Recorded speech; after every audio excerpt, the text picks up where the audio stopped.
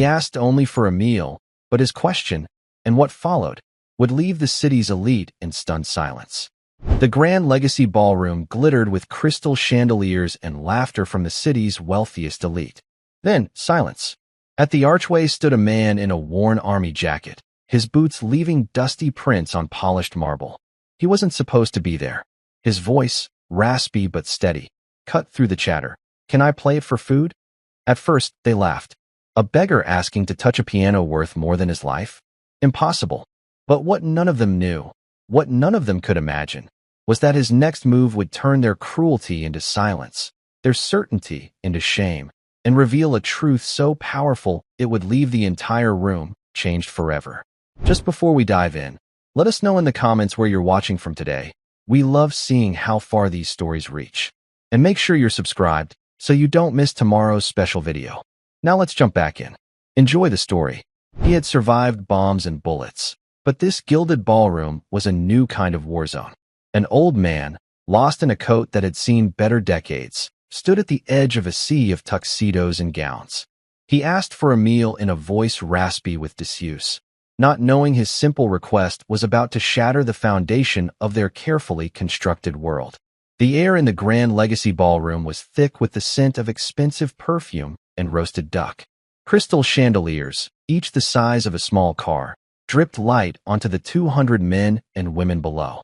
They were the city's elite, a collection of CEOs, surgeons, and heirs who moved with the easy confidence of people who had never been told no. Laughter, light and brittle, echoed off the marble floors, a symphony of self-satisfaction. Into this perfect, polished world stepped a ghost. "Excuse me," a voice said, a low rumble that was immediately out of place. It was a voice that had been weathered by wind and time, and it cut through the light chatter like a shard of glass. He stood just inside the grand archway, a man who seemed to have wandered in from another century. His army green field jacket was frayed at the cuffs and worn thin at the elbows. His gray hair was unkempt, and a beard of the same grizzled color covered a face etched with lines that told stories of hardship, not success.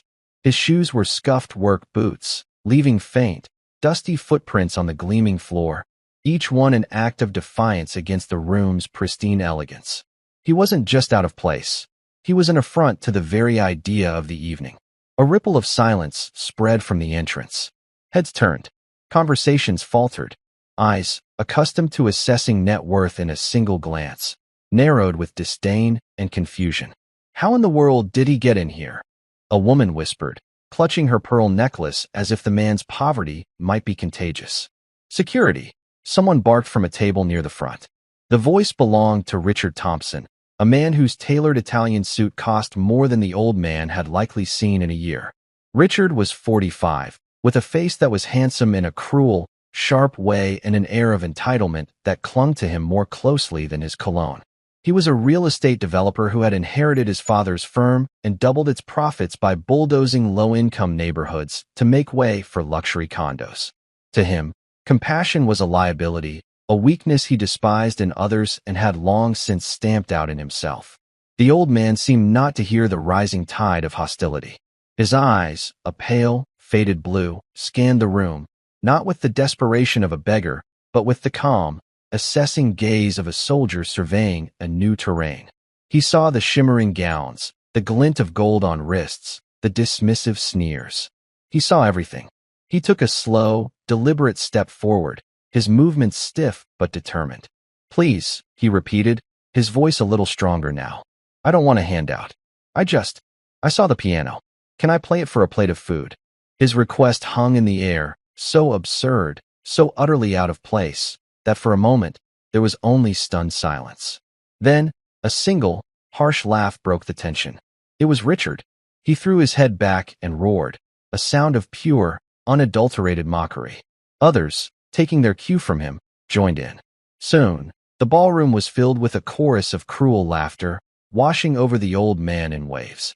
He stood his ground, his expression unreadable. His gaze had settled on the magnificent grand piano sitting on a low stage in the center of the room. It was a Fazioli, a concert grand with an ebony finish so deep it seemed to swallow the light. Its perfection was a stark contrast to the man's own worn existence. Near the kitchen doors, a young waitress named Emily Carter watched, her heart clenching in her chest. She was a college student working 2 jobs to pay her tuition, and she recognized the quiet dignity in the old man's plea. She had seen that look before in her grandfather's eyes after he came back from his tour, a look of a man who had given everything and was now being asked to beg.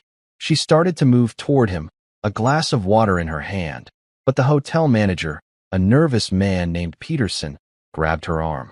"Don't you dare, Emily," he hissed, his eyes darting toward the wealthiest tables. "He's not our problem. Getting involved will be the last thing you do at this hotel." Emily froze, torn between her job and her conscience. Her eyes met the old man's for a fleeting second, and she tried to convey an apology, a flicker of solidarity, but he was already turning his attention back to the crowd. "Security!" Richard Thompson shouted again, his face red with indignation. He was on his feet now, gesturing angrily. "Get this bum out of here. This is a private event. We paid for exclusivity, not to be accosted by street trash who think they can just wander in and ask for handouts."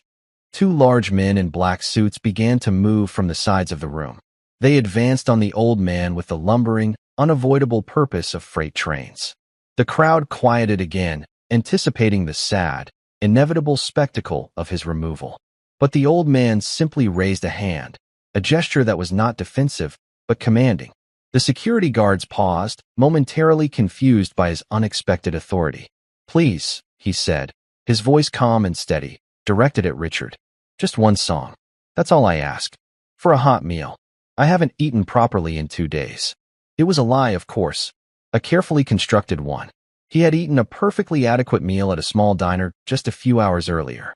But he needed to see them for who they were. He needed to know what lay beneath the polished surfaces when they thought no one of consequence was watching.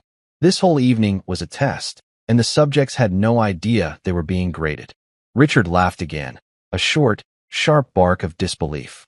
2 days? And you think that's our concern? The world is full of lazy men like you who refuse to work. You make bad choices, you end up on the street. It's called personal responsibility. Maybe you should try it sometime. "He's right," chimed in another man at Richard's table, adjusting his silk tie. "We all worked hard to be in this room. We earned our success. Nobody handed us anything." The old veteran almost smiled. He knew for a fact that the man speaking had inherited a software company and nearly driven it into the ground before being bailed out by his family. And Richard hadn't worked a truly hard day in his entire pampered life. The old man knew Richard's story better than Richard knew it himself. He played his part, letting his shoulders slump. "I've tried, sir," he murmured, his voice thick with feigned despair. "But nobody wants to hire an old man. They say I'm not good for anything. And they're right." Richard snapped, stepping closer now. The smell of expensive whiskey wafted from him. "Look at you. Filthy. Old. What value could you possibly bring to anyone? Your place is on a street corner with a cardboard sign, not in here among people who actually contribute to society. People who matter." "People who matter," the old man echoed, his voice suddenly losing its tremor. It was a subtle shift, but a few people noticed. "And what is it that makes a person matter, sir? The suit? The bank account?" "Exactly," Richard said, jabbing a finger in the air. "Merit. Success. We deserve to be here because we've proven our worth. You are nothing but a drain, a ghost haunting the edges of a world you failed to conquer." The old man's eyes drifted back to the gleaming Fazioli piano. It sat there like a silent judge, its polished surface reflecting the ugly scene. "One song," he said, his voice a quiet plea again. "That's all the proof I have. You probably don't even know which end of the piano to sit at," someone jeered from the crowd. "He'll ruin the ivory with those grimy hands," another added, followed by a ripple of disgusted agreement. Richard's eyes lit up with a sudden, malicious idea. A slow, cruel smile spread across his face. He held up his hands for silence. "You know what?" he announced, his voice booming with false magnanimity. "Let's let him play." A confused murmur went through the room. "That's right," Richard continued, climbing onto his chair to address the entire ballroom. "Let's give our guest a chance, an opportunity to entertain us." He savored the moment, the absolute power he felt as 200 pairs of eyes focused on him. "Here's the deal." He pointed a manicured finger at the old veteran.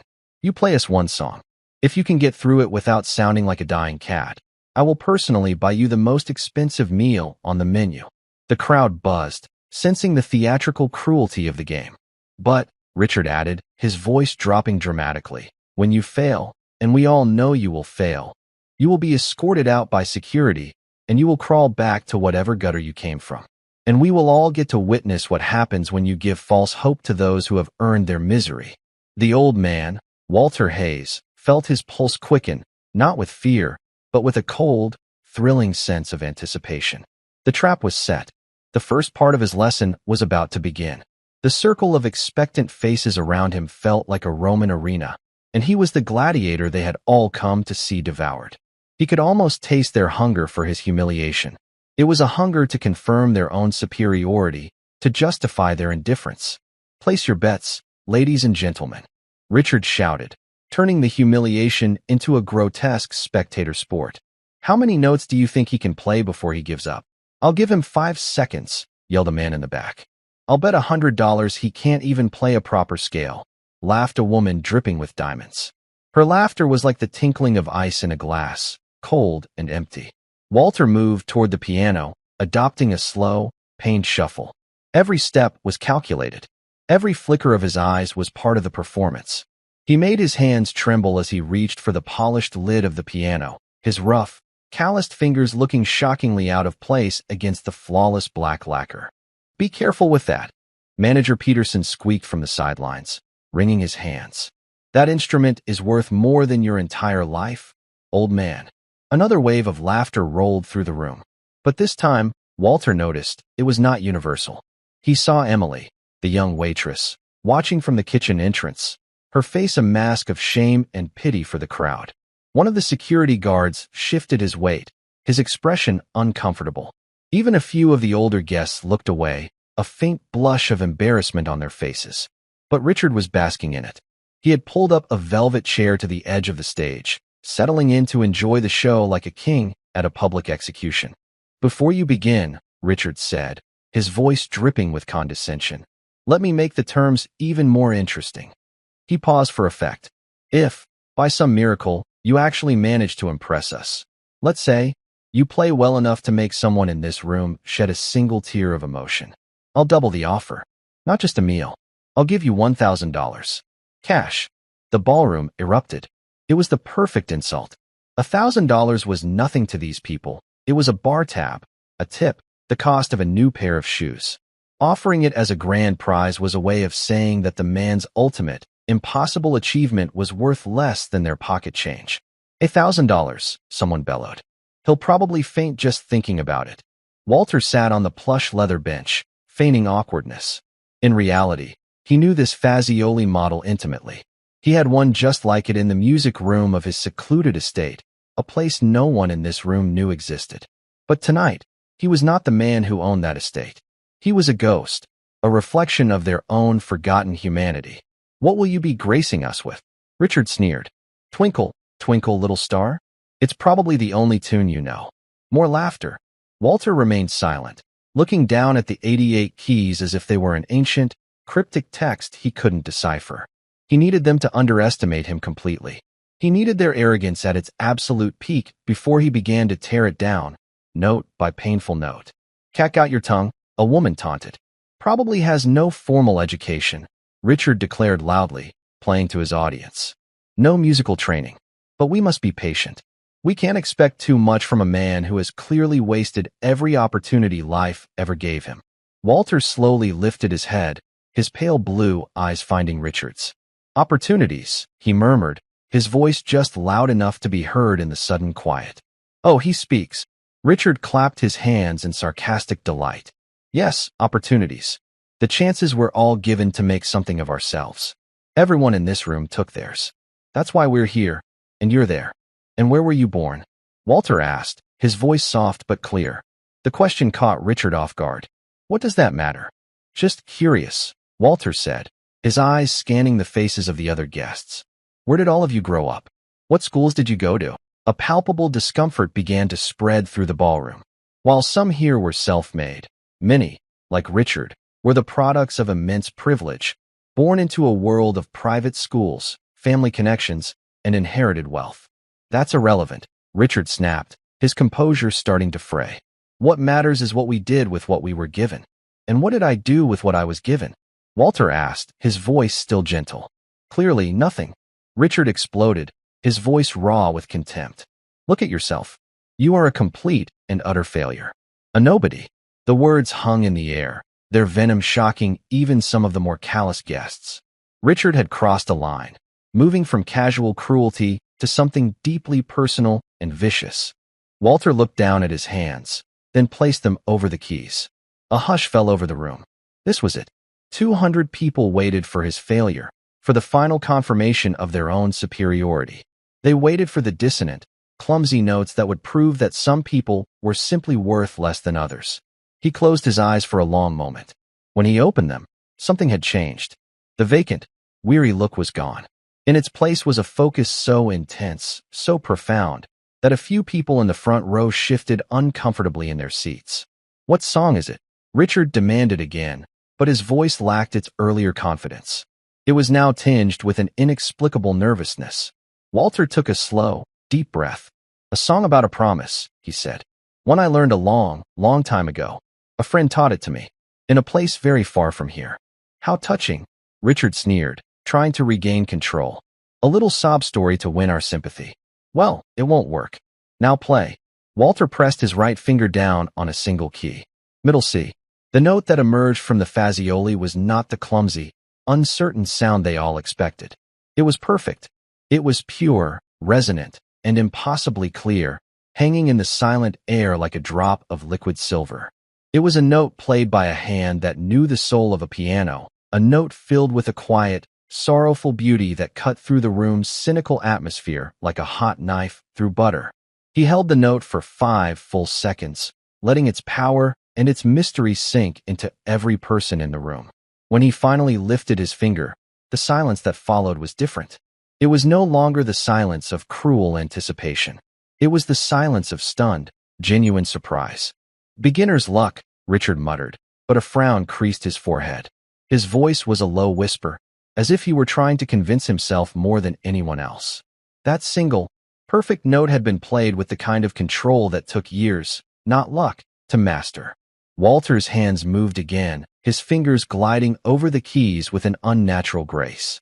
He played another note, then a third, weaving them together into a simple, haunting melody. It wasn't Beethoven or Chopin. It was something they didn't recognize. It sounded like an old folk song, something born in the mountains or on a lonely prairie. It was simple, yet infused with a profound sense of loss and longing.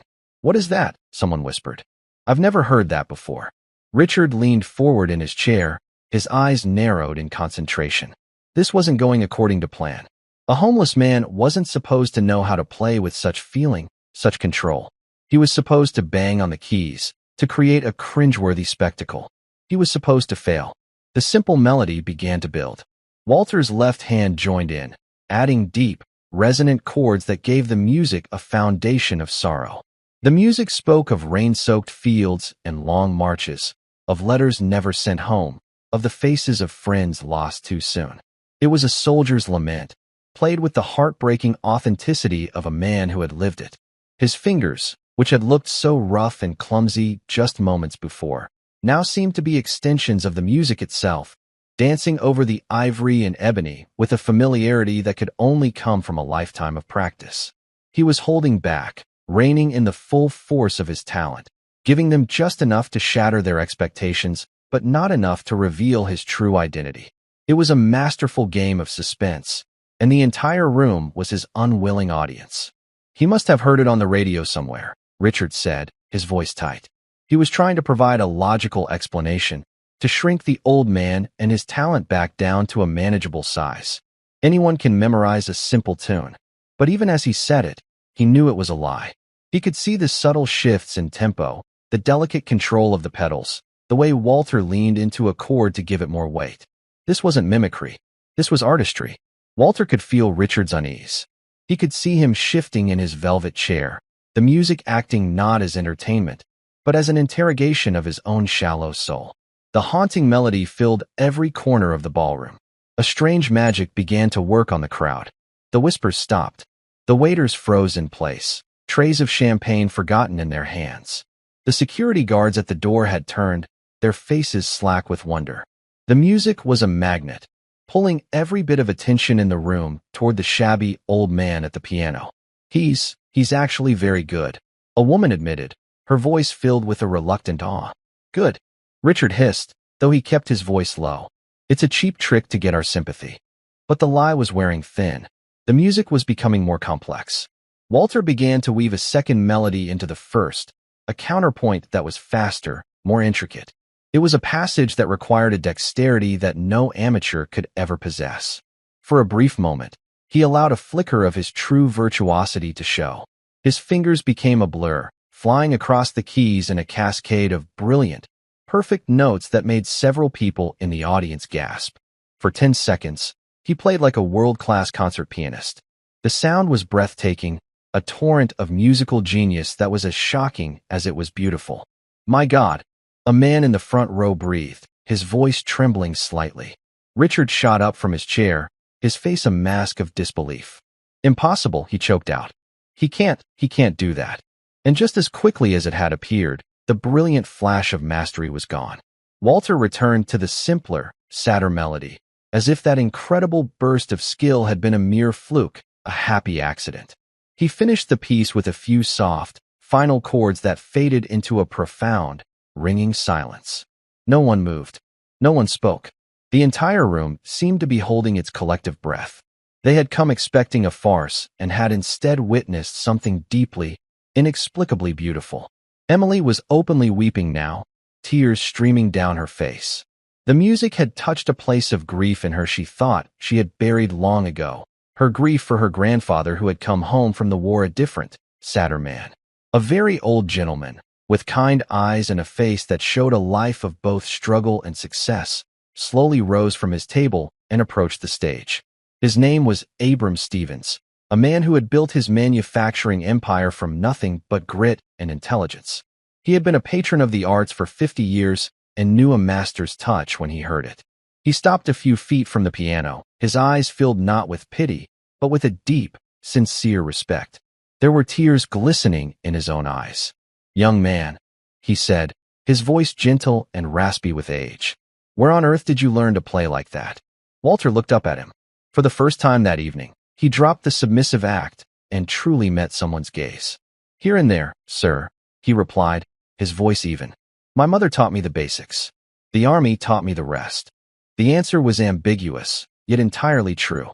His mother had indeed shown him his first chords on an old, upright piano, but it was in the long, terrifying nights in field hospitals and makeshift bunkers, playing on whatever battered instrument he could find, that music had become his anchor, his language for the unspeakable things he had seen. The army hadn't taught him technique, but it had taught him what music was for. It had taught him about soul. Mr. Stevens nodded slowly. "Your mother was a fine teacher. And the army, it seems it was, too." Richard Thompson could not stand it any longer. His carefully ordered world was being turned upside down. "Stevens, don't be a fool," he snapped, marching toward the stage. "You can't seriously be falling for this. He's a homeless nobody. People like him don't play the piano. And why not, Richard?" Mr. Stevens turned to face him, his calm demeanor a stark contrast to Richard's sputtering rage. "What law of nature says that a man who has fallen on hard times cannot also possess a great gift? Education." Richard spat. "Opportunity. Money. He has none of those things. You need those things to learn an instrument like this." "Access to what exactly?" Walter asked softly, his hands still resting on the keys. His voice cut through Richard's tirade, silencing him. Richard sputtered, caught off guard. To proper training. To the best teachers. To conservatories." Walter allowed a small, sad smile to touch his lips. "With all due respect, sir," he said, his eyes sweeping across the silent, watching crowd. "You don't just learn music in expensive schools. You learn it by living. You learn it by hurting.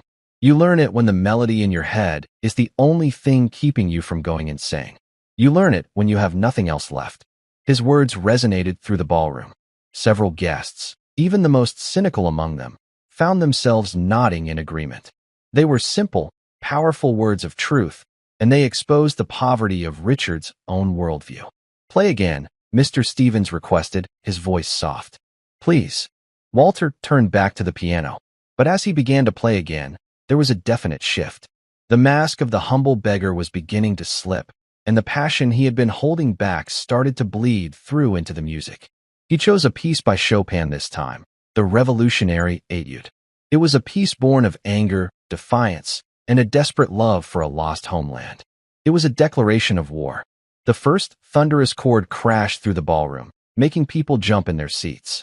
The music was a tempest, a furious, swirling storm of notes that spoke of struggle and rebellion. It was impossibly fast, impossibly complex, and he played it with a fire that was terrifying and beautiful to behold. Richard Thompson watched, his face draining of color. He felt a knot of pure panic tightening in his stomach. This was no longer a game. This was an unraveling. The old man at the piano was not just playing music. He was dismantling Richard's entire belief system, the one that said wealth equaled worth and poverty equaled failure. That old, worthless man was demonstrating a power, a genius, that Richard knew he could never, ever possess. "Stop it," Richard yelled, taking a step toward the stage. I said stop, but his voice was swallowed by the magnificent fury of the music. No one was listening to him anymore. They were all prisoners of the man at the piano. The performance had ceased to be a plea for food. It had become a judgment, and everyone in that room, especially Richard, was being weighed and measured. The story was not over. The true revelation was yet to come, waiting in the wings like the final, devastating movement of a symphony.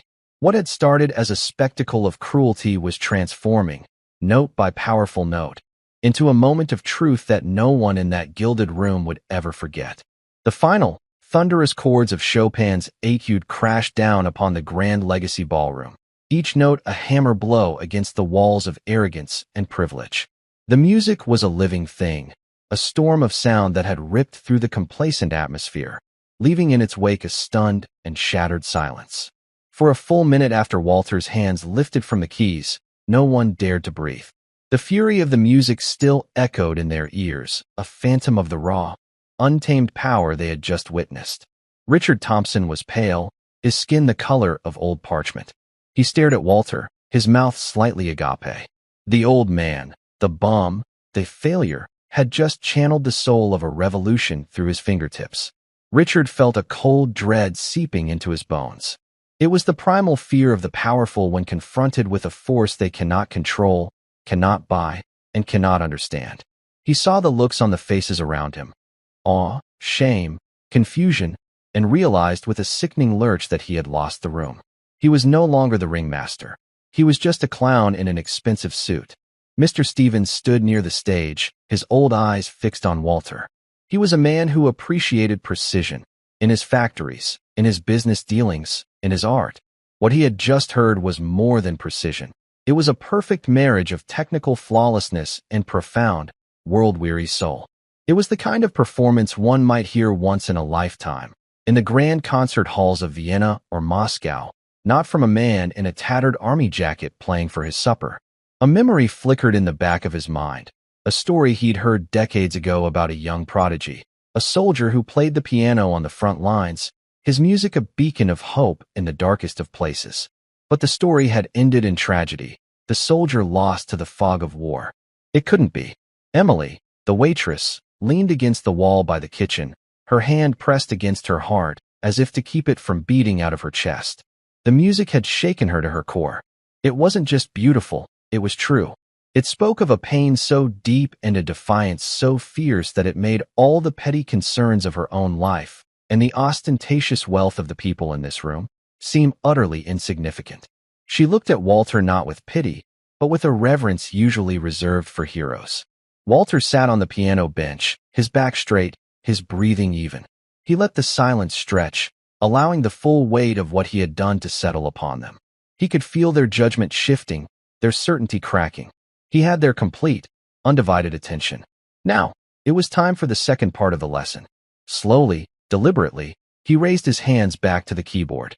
A low murmur rippled through the crowd. They thought the performance was over. What more could he possibly do? His fingers touched the keys again, but this time, there was no thunder, no fury. The notes that emerged were as soft and gentle as falling snow. He began to play Debussy's Clair de Lune. If the Chopin had been a storm, this was the quiet, silver light that followed. The melody was exquisitely simple, achingly beautiful. It was a song of memory, of moonlight on still water, of a peace that could only be found after a long and brutal war. Each note was a teardrop, a prayer, a whisper of hope in the darkness. The emotional whiplash was staggering. He had shown them his fire. Now he was showing them his heart. He played with a tenderness that was almost unbearable to witness.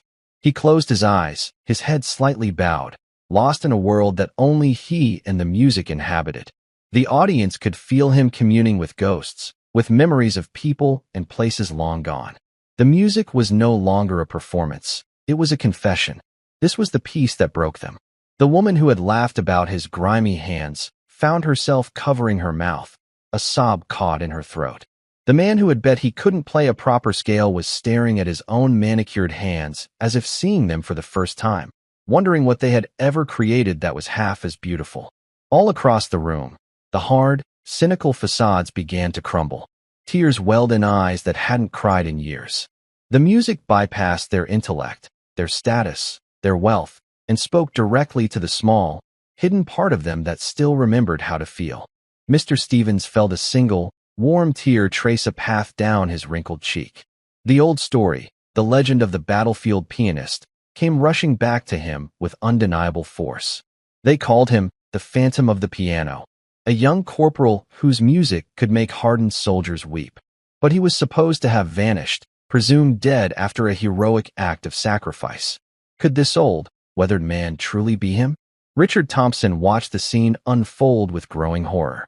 He saw Mr. Stevens wipe a tear from his eye. He saw others in the crowd openly weeping.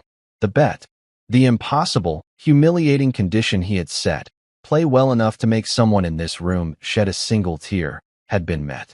And not just by one person, but by dozens. He had been so certain of the man's failure, so confident in his own superiority. That certainty now lay in ruins around him. The $1,000 felt like a pittance, an insult to the majestic talent on display. But it was more than the money. He had been publicly, spectacularly wrong.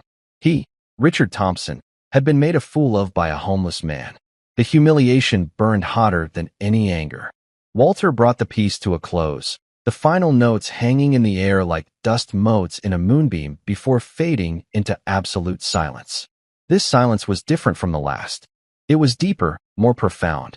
It was a silence filled with respect, with awe, and with a heavy dose of collective shame.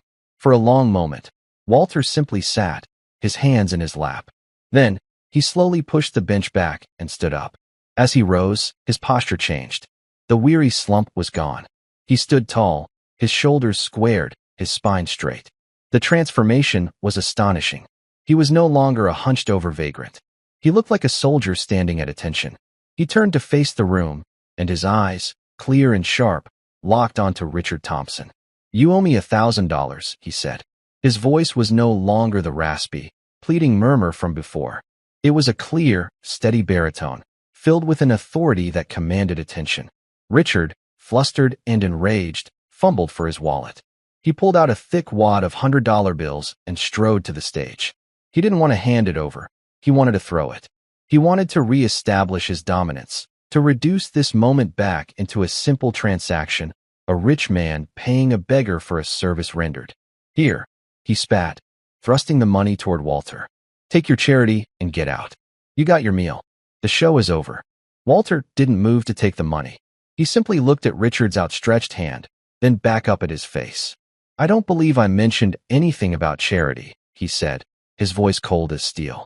"This was a wager, one that you proposed, and one that you lost." He let the words hang in the air, a public rebuke. Richard's face turned a blotchy red. Humiliated, he dropped the money onto the piano's gleaming surface.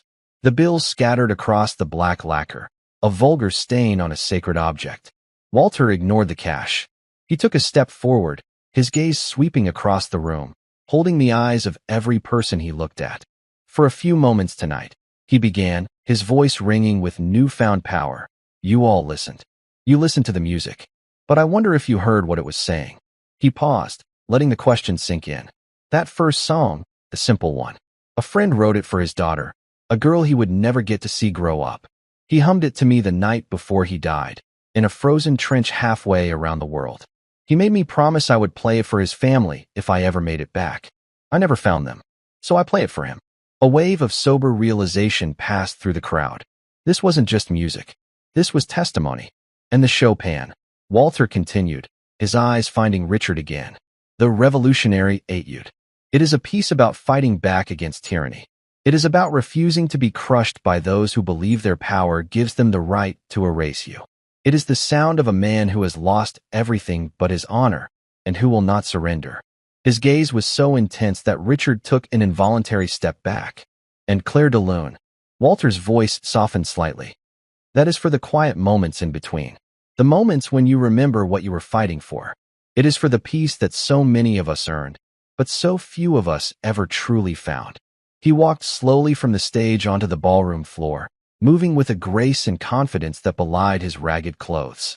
The crowd parted for him as if he were royalty. He stopped directly in front of Richard. "You spoke of opportunity," Walter said, his voice low but carrying to every corner of the silent room. "You said I had wasted mine. Let me tell you about the opportunities one was given. At 19, I was given the opportunity to carry a dying friend 2 miles through enemy territory. At 20, I had the opportunity to hold a radio and call in an airstrike on my own position because we were being overrun. It was the only way to save the rest of my company." Gasps rippled through the ballroom. The man who had mocked him for not taking his opportunities had done so from a position of inherited wealth. This man had been given opportunities to sacrifice, to suffer, to die for people like Richard. "I had the opportunity," Walter continued, his voice hardening, "to spend 3 years in a prisoner of war camp, where the only thing that kept me and the other men sane was humming the melodies of Beethoven and Mozart in the dark, because music was the one thing they couldn't take from us." Mr. Stevens, who had been listening with rapt attention, finally stepped forward. His face was ashen. The pieces had clicked into place. The legend was real. "My God," Mr. Stevens whispered, his voice trembling with emotion. He looked at Walter, but he was speaking to the entire room. "Don't you know who this is?" All eyes turned to the old industrialist. "During the war," Mr. Stevens said, his voice growing stronger, "there were stories that came back from the front. Stories of a young corporal, a musical prodigy from a small town in Ohio, who became a legend. They said his music was a weapon against despair.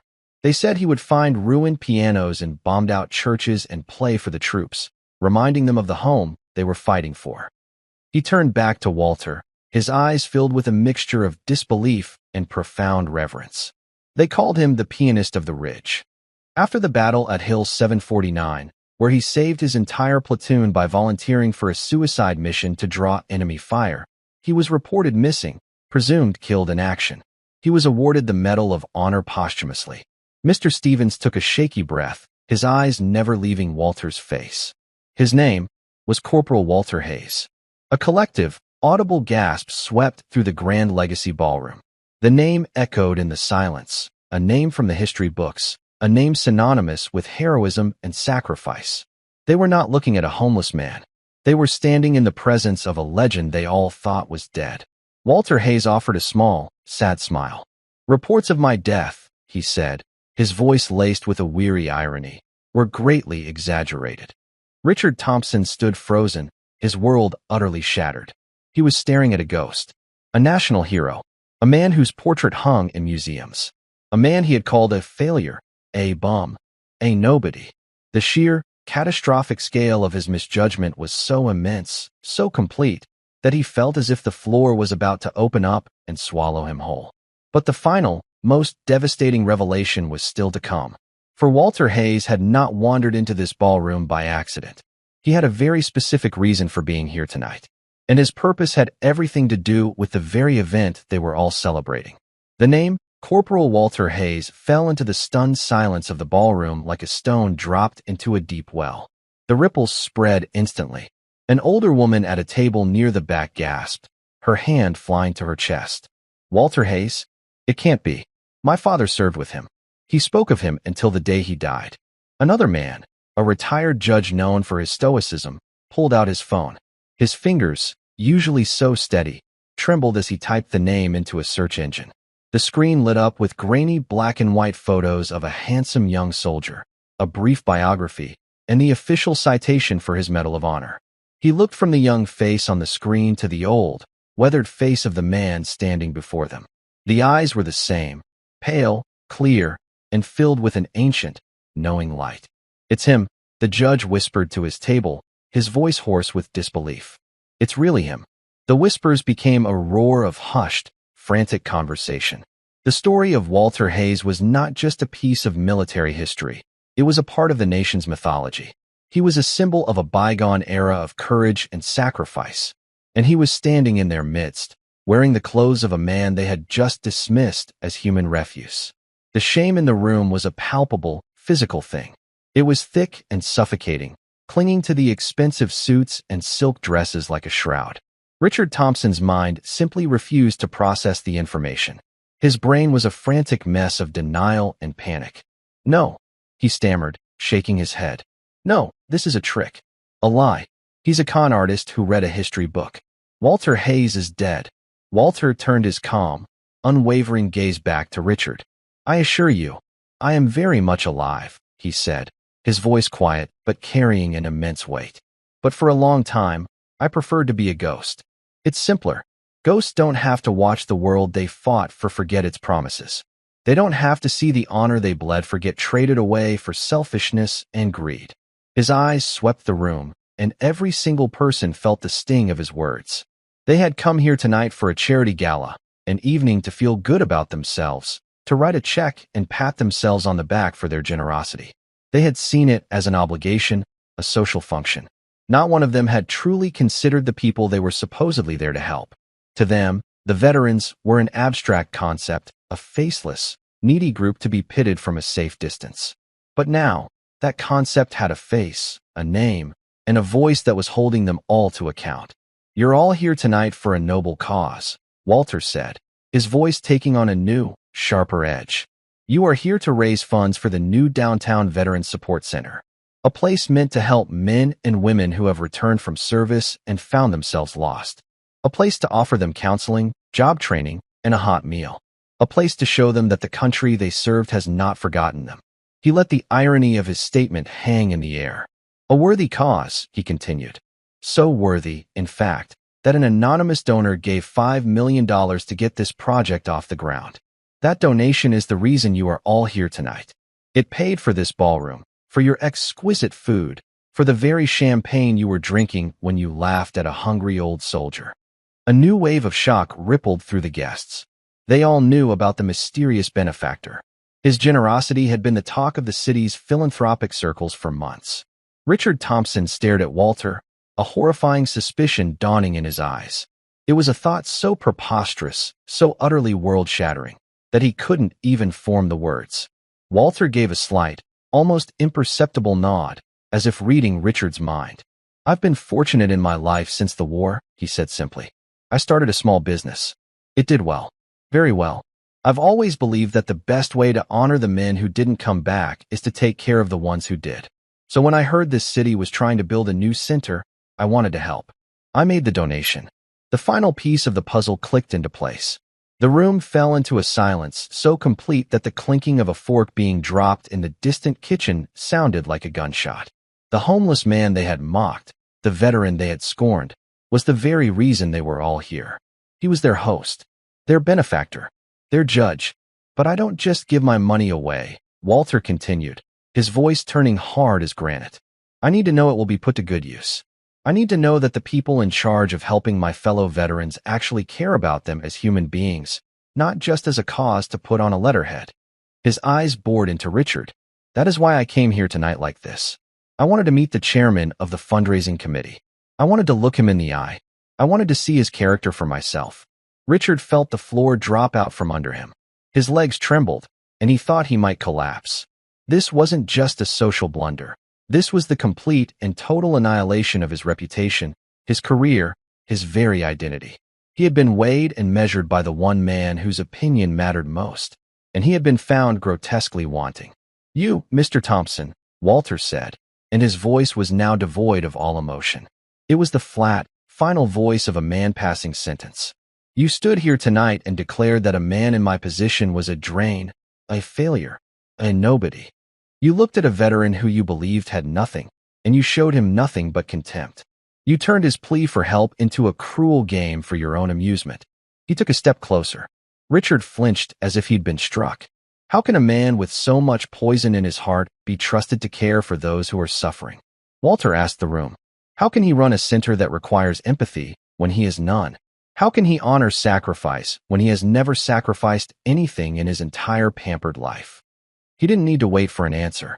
The verdict was written on the faces of everyone in the room. Richard Thompson was finished.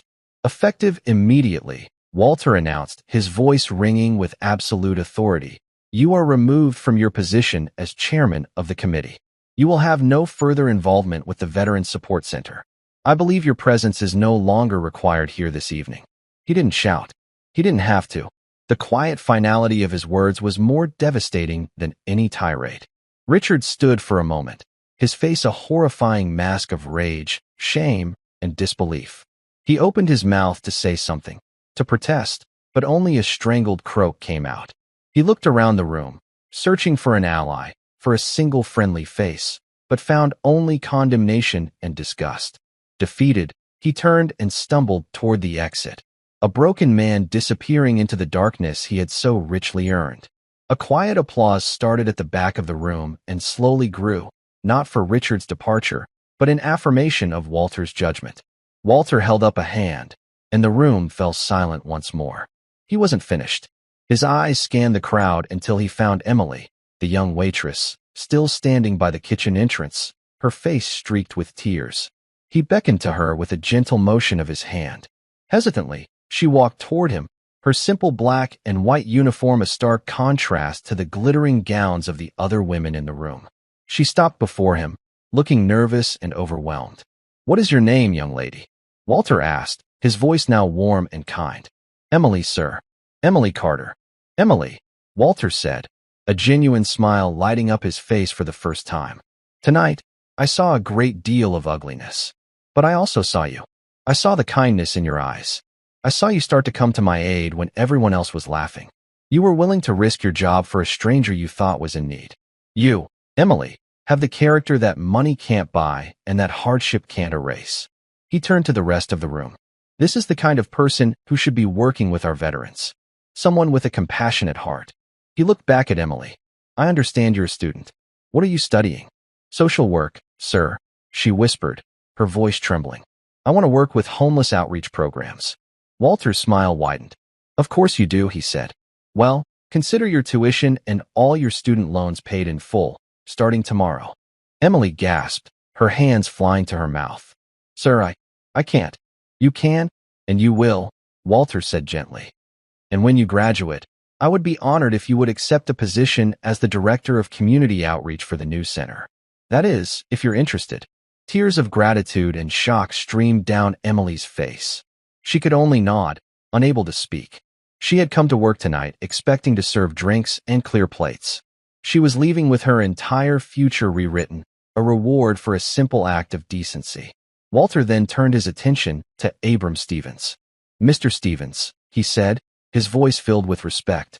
You are a man who has built things that last. A man who values integrity. And you were the first person tonight to look at me and see a human being instead of a problem. The Committee for the Veterans Support Center is in need of a new chairman. I can think of no one better suited for the task. Mr. Stevens, visibly moved, walked forward and clasped Walter's hand. It would be the greatest honor of my life, Corporal Hayes, he said, his voice thick with emotion. Finally, Walter walked back to the piano. He gathered the scattered $100 bills that Richard had thrown there. He walked back to the stunned, weeping Emily and pressed the wad of cash into her hand. I believe this is yours, he said softly. The prize for winning a bet you didn't even know you were part of. Mr. Thompson wagered that no one in this room could be moved to tears by my music. You and Mr. Stevens proved him wrong. You proved that humanity could still be found here. He gave her hand a final, paternal squeeze and then turned to address the entire ballroom one last time. Look around you, he commanded. Tonight, you saw a man in rags, and you judged him. You saw a man in a fine suit, and you followed him. You were wrong on both counts. Remember this night. Remember it every time you are tempted to measure a person's worth by the clothes they wear or the money they have. True worth is measured by the contents of a person's character, and it is often found in the most unexpected places. With that, he turned and began to walk toward the grand archway. The hotel manager, Peterson, who had been hiding in terror, rushed forward, his face slick with sweat. "Mr. Hayes, sir, I am so terribly sorry. Please forgive me. I had no idea." Walter stopped and looked at the man. He didn't say a word. He simply held the manager's gaze for a long, silent moment. In that look, Peterson saw his own cowardice, his own pathetic deference to wealth and power, and he wilted, all his stammered apologies dying on his lips. Walter Hayes walked out of the Grand Legacy Ballroom, leaving behind a sea of 200 changed souls. He had entered as a ghost, an invisible man they had tried to erase. He left as a legend, a living monument to a truth they could now never forget. The story of that night would be told and retold for years. It became a local legend, a cautionary tale for the arrogant and an inspiration for the kind. The Veterans Support Center opened 6 months later, with Mr. Stevens at the helm and a passionate Emily Carter changing lives on the ground. It became a beacon of hope in the city, a testament to what could be accomplished when true character, not just wealth, was allowed to lead. And in that gilded ballroom, the beautiful Fazioli piano stood as a silent witness. It had been the instrument of a test, the vessel of a lesson. Its keys had channeled the sorrow of a soldier's lament, the fire of a revolution, and the gentle light of hope. The music, in the end, had done more than fill a room with sound. It had filled it with truth. Thank you for following this story. If you enjoyed it, please subscribe and share your thoughts below. Where are you watching from? Let us know in the comments. Stay tuned for more immersive stories.